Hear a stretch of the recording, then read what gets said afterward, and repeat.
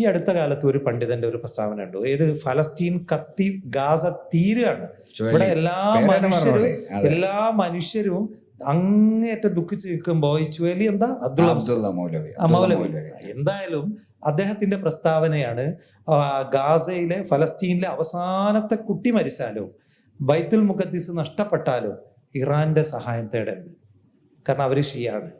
ഈ ഷിയ എന്ന് പറയുന്ന കേരളത്തിൽ ഇവിടെ മിംഗ്ലായി ജീവിച്ചവരായിരുന്നു മുസ്ലിങ്ങളിൽ, സുന്നികൾ തന്നെ ഷിയ എലമെന്റ് ഉണ്ട്. ഇത് ഒരു പ്രസ്താവന. രണ്ടാമത്തത് ഒരു അക്കാഡമിക് സലഫി, അദ്ദേഹം അക്കാഡമിഷ്യനാണ്, പ്രിൻസിപ്പാളൊക്കെ അയാളാണ്, ഞാൻ പേര് പറയുന്നില്ല തൽക്കാലം. അദ്ദേഹം ഫേസ്ബുക്കിൽ നിരന്തരം അറബിയിൽ പോസ്റ്റ് ഇടുകയാണ്, ഇറാനിലെ ഓരോ നേതാക്കളും കൊല്ലപ്പെടുമ്പോൾ സന്തോഷം പ്രകടിപ്പിച്ചുകൊണ്ട്.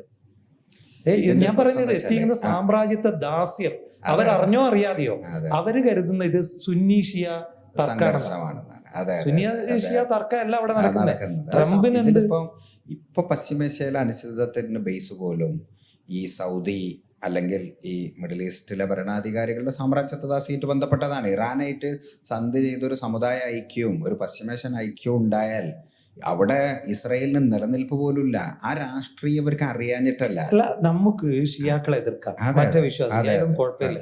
പക്ഷെ ഒരു മുഹൂർത്ത സാഹചര്യം എന്ന് പറയുമല്ലോ, ഇപ്പോഴത്തെ സാഹചര്യത്തിൽ തീർച്ചയായിട്ടും അമേരിക്കയുടെ പക്ഷത്തല്ല ശരി, ഇറാന്റെ പക്ഷത്താണ്. അത്രയെങ്കിലും ഒരു പൊളിറ്റിക്കൽ ധാരണ എന്ന് പറയുന്നത് പോലും ഈ മതപുരോഹിതന്മാർക്കില്ല.